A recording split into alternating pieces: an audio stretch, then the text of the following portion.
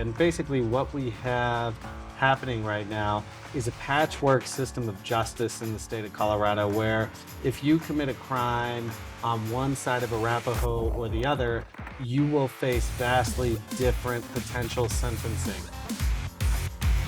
Welcome to Criminal Injustice, the podcast that pulls back the curtain on America's broken legal system. I'm your host, Casey Krizman, a criminal defense attorney and former criminal defendant. I fight in the trenches to defend those caught in the machinery of our so-called justice system.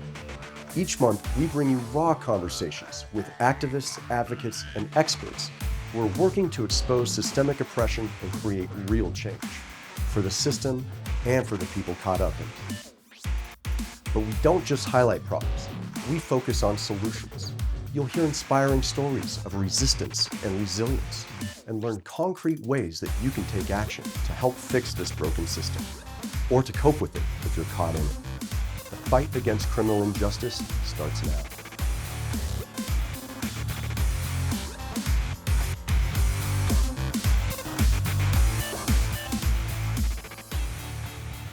Welcome back to Criminal Injustice. I'm your host, Casey Krizman, and today we have with us Javier Mabrey, representative of Southwest Denver. He is an eviction attorney and is focused on issues here in Denver that can help folks who are struggling with socioeconomic issues and frankly trying to get by in life. He is one of those in the legislature that we can count on to be fighting for justice every day up here at the Capitol. Welcome, Javier. Thank you very much. Thank you so much. Yeah, glad to be here. First, I want to jump on this bill that you have in front of the Colorado Senate right now. Yep. What is that all about? Yeah, so one of the bills I'm most proud to be working on this legislative session is House Bill 1147, and it's regarding municipal courts, due process rights in municipal courts, and equality in sentencing in municipal courts. And basically what we have happening right now is a patchwork system of justice in the state of Colorado, where if you commit a crime on one side of Arapahoe or the other, you will face vastly different potential sentencing. And what sentencing you receive is completely dependent on what box a police officer checks when they are giving you a citation. So what's happening is some municipal courts in our state are sentencing people beyond the sentencing guidelines. And so, for example, in the state of Colorado, petty theft, the sentence for petty theft is capped at a maximum of 10 days in jail, which, by the way, I want to emphasize that 10 days in jail is quite a long time. Absolutely. If you've stolen something that is worth less than $300.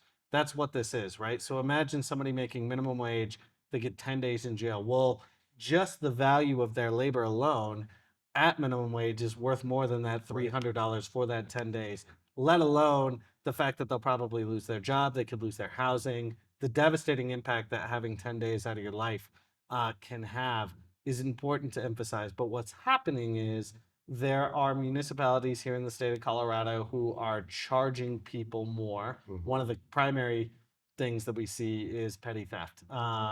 They're charging people more for petty theft. And what our bill does is says that municipal courts still can be used. It can still be the vehicle, but you must follow the state sentencing guidelines.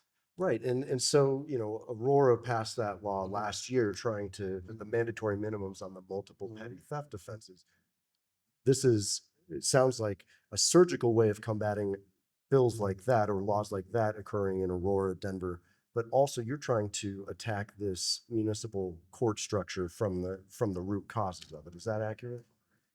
Yeah, I would say that the what we described in terms of sentencing is one key part of the bill. But to your point, there are other practices that we're seeing in municipal courts that are particularly alarming. There are folks that are facing jail time and not having an opportunity to talk to an attorney before they make a plea on, if they're going to plead no contest, if they're going to plead guilty, if they're going to plead not guilty, if they're going to contest their charges. Particularly, we see this in Grand Junction, folks who basically are disincentivized from asking for an attorney, because if you ask for an attorney, they'll hold you Oh, in prison or in jail. They'll hold you in county jail and reschedule you for a later hearing after you're appointed an attorney.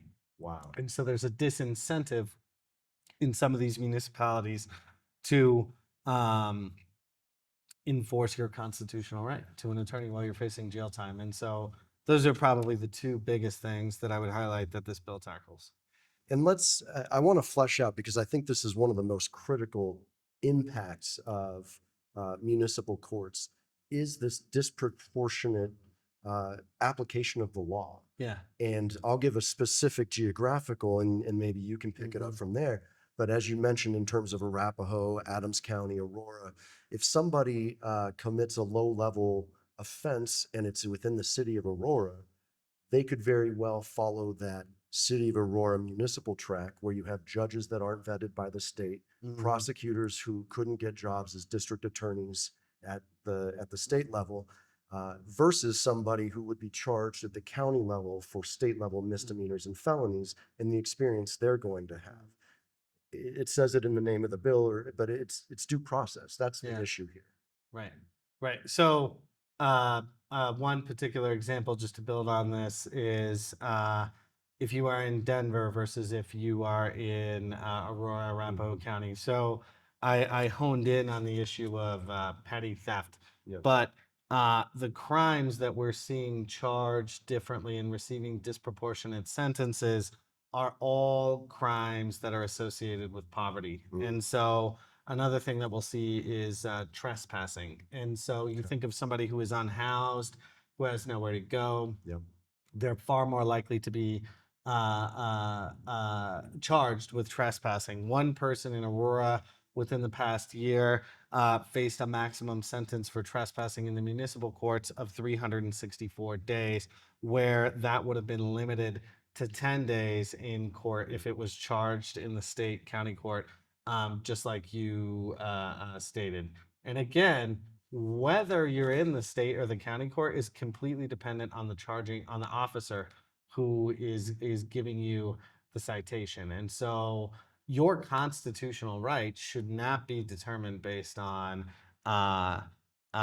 which whims of box an law enforcement. officer checks. Yeah. Especially if that law enforcement officer knows which way the case is going to be handled if charged in municipal court versus if he charged it with the 10-day maximum in state court.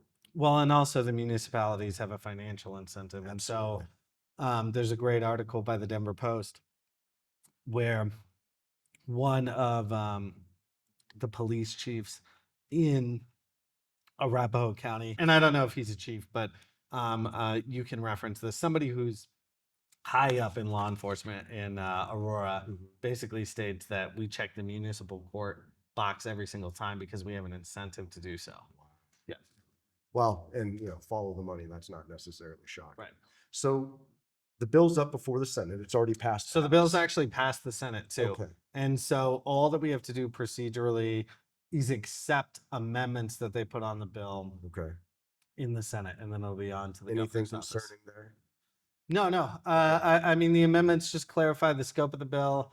One concern that was raised is Denver is charging domestic violence cases in municipal court.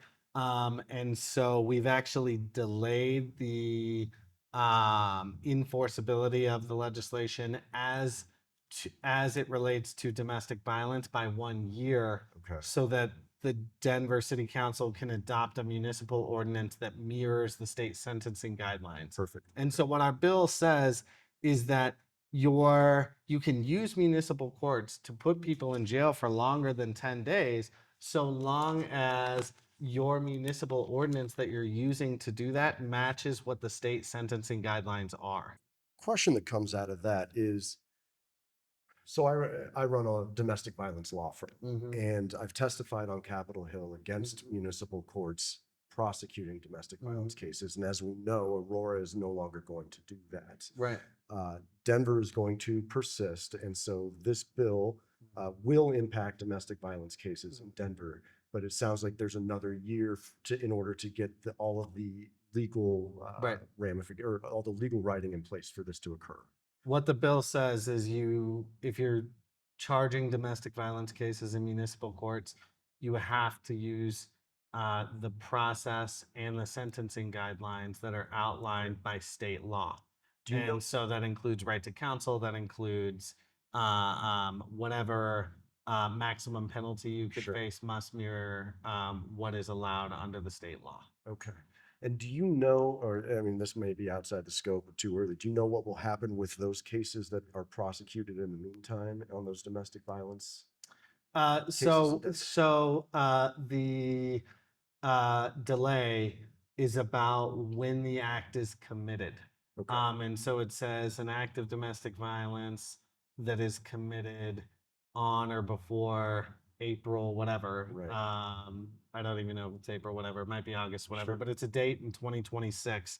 Are treated according to the status quo. Okay. And past that date, it has to be according to a municipal ordinance that mirrors the state law. Gotcha. Okay, great. Now, these amendments, they're going to be concurred or passed, et cetera. Yep. The governor has signaled a potential of not signing this bill. Yeah. Tell me where we're at there. Well, I was glad that the Denver Post editorial board came out and called on the governor to sign this legislation. I think that, you know, in an environment where the rule of law and basic due process rights for all of us are completely under threat because the president of the United States is ignoring a court order regarding a deported migrant who received no due process rights. I feel like in that environment, we should be doing everything in our power to affirm our commitment to due process and the Constitution and fairness. And I will note to the governor that this bill has bipartisan support. It passed out of both chambers with bipartisan support. Some of our toughest Democrats, in terms of being tough on crime, were strong supporters of this bill. And so we can still make sure that here in the state of Colorado, that we're taking these crimes seriously and pass this bill, right? That's why all the legislation does is conform the state of Colorado to the sentencing guidelines that came out of the CCJJ in 2021 and were passed in a bipartisan way, almost unanimously. And by the way, I'll note that the sentencing guidelines that we're adhering to were on a Republican-led bill. We've heard that the governor is skeptical, but you know, to the extent that the governor's listening, and you know, we've had conversations, we should all agree that it should not matter what side of Arapahoe Road you commit a crime on. You should receive the same sentencing and the same process. Well, I can tell you, last fall when I was testifying in front of the Senate Judiciary Committee on the domestic violence municipal bill, a lot of what I was saying was falling on deaf ears. I'm talking about low-level domestic violence often catches the folks who were actually the abused that night. They were the wrongful arrests, and so those are disproportionately shown in the municipal courts, et cetera. I was falling on deaf ears on the other side of the aisle until I brought up the due process issue of literally we've got citizens who are going to have vastly different experiences with the judicial system depending upon how an officer marks a ticket or where they're arrested or both. Do you have any idea why the governor wouldn't sign this bill, or is it just that he's skeptical so far? So what I assume, based on statements that have been made by the governor, is that I believe that the governor buys into the idea that we should have laboratories of democracy and see if different approaches are working in different parts of the state. The problem with that is when we're talking about our liberty interest in whether or not you will walk free depending on what you've done, that being determined by zip code, Right. I think is inherently problematic in a system where we are supposed to receive equal protection under the law. Well, I can tell the governor right now, and I don't have to be careful with my words. I'm a defense attorney. My experience in the criminal justice criminal injustice system started in Aurora Municipal. And I can tell you that that laboratory is failed. It is a scourge. Well, we have a receivership on the police department. And can you explain that? Well, or maybe it's a consent decree. But basically, as the state of Colorado, we've determined that there are so many disproportionate impacts on communities of color and the poor in Aurora in treatment of citizens who are interacting with the police that the Attorney General's office is supervising their operations. And that's generally reserved for the most infamous Absolutely. law enforcement agencies in the nation. And unfortunately for us, Aurora is one of those Yes. now. So, you know, I think now is an important time to talk about a call to action. And I can tell you, I've already written the governor, and I did not mince words. I let the governor know my experience in the municipal courthouses, both early on and what I experienced day to day, even still in Denver. What else can people do? I mean, certainly they can write the governor. Yeah. Is there anything else? And I mean, certainly that's something that needs to be done probably first and foremost. Right.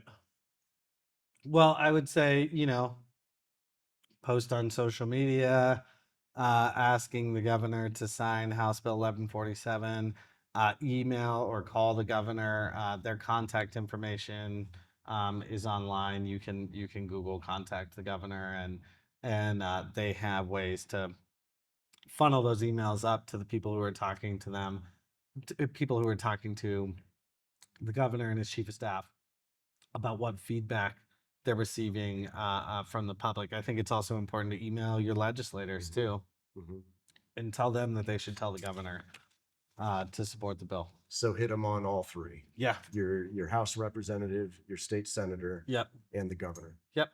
Okay. Here's the truth of it, Representative. There is so much more I want to cover with you. We are short on time, and this is a very pressing issue. What I would like to do is perhaps get just a little bit of what you plan. Obviously, this is not done, but what else are you focused on? What else do you plan on attacking in this injustice system, whether it's criminal or socioeconomic based? I'd like to know where you're headed there. And then, quite frankly, I'd like to perhaps have another conversation with you in the future. Sure. Yeah, absolutely. So, first of all, I appreciate the conversation and how in depth we've gotten on 1147. I was raised in Denver. I was raised by a single mom whose only source of income was her Social Security disability check. And we were really poor growing up. I know what it's like to have your electricity cut off because you're behind in the bills, the water cut off because you're behind in the bills, not knowing where you're going to get your next meal. My family was evicted and we were homeless when I was a teenager. And I'm actually a high school dropout. But I went back to school because I wanted to pursue a career fighting for economic justice for families like mine. And I got my GED and worked my way through community college as a dishwasher, a janitor, a cook, a pizza delivery driver. And then eventually I went on to law school. And in law school, I worked all 3 years representing renters in the Bay Area in California who were facing eviction. Graduated law school in 2019, moved back out here. And shortly after that, I helped two of my close friends found what is now the biggest anti-poverty nonprofit in the state, the Community Economic Defense Project. And we represent renters who are facing eviction. And that's what I do full time when I'm not here. I ran for office because 60% of this country lives paycheck to paycheck. 70% of this country has less than $1,000 in the bank account. And over the last 50 years, we've seen the biggest growth in income inequality in any developed nation. And the rich are getting richer, and working class people are not getting ahead. An incredible statistic I saw recently is in 1990, rent was $500.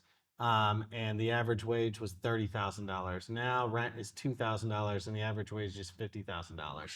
And so I focus my work almost exclusively on what we can do to help the poorest of the poor, the people who are struggling to get by. And so I'm proud to have been the lead sponsor on our bill to require cause for eviction, so that tenants, when their lease is expiring, if their landlord's continuing in the business of being a landlord, that they must renew them unless they've done something wrong or they're getting out of the business of being a landlord. I do a lot of work in that space. This year, one of the big things that I'm focused on outside the scope of the municipal courts bill is unions. So Colorado is a state where it's uniquely hard to form a strong union. We're the only state in the country that requires 2 elections to form a strong union. You have to first get a majority vote that says we want to have an election on if we can form a strong union. And then you have a second election and you have to get 75% of workers to agree to have a union that can collect bargaining fees from its members and then therefore actually build power. Wow. We're the only state in the country that has this. Every other state is either right to work or free bargaining. And at a time when the Democratic Party is losing support from working people, and at a time when support for unions is at an all-time high, and when my generation is the first generation since World War II to be worse off than my parents' generation, I think it's a no-brainer that we side with working people and get rid of that second election to make it easier to form a strong union here in the state of Colorado. Amen. That's, I mean, frankly, let's not forget what a compelling story and just how impactful your personal experience is to, frankly, what you're doing here and giving your life to. Yeah.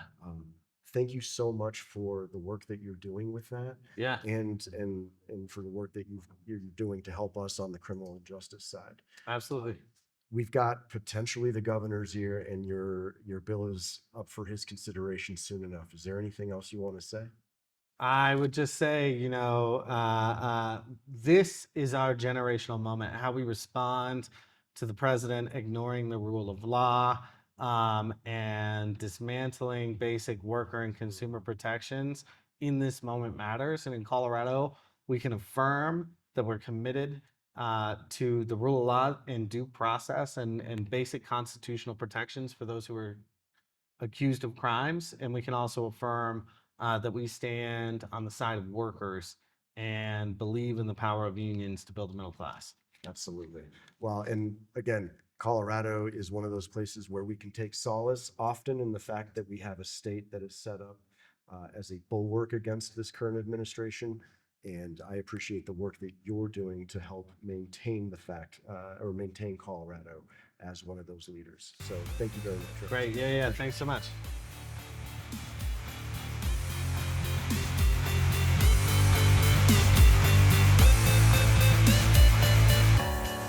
Criminal Injustice is hosted by me, Casey Krizman, trial attorney at Krizman Law.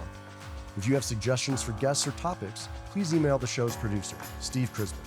His email is steve@relentless.law. If you like what you hear, please give us a review on Apple Podcasts, Spotify, or on your favorite podcast app.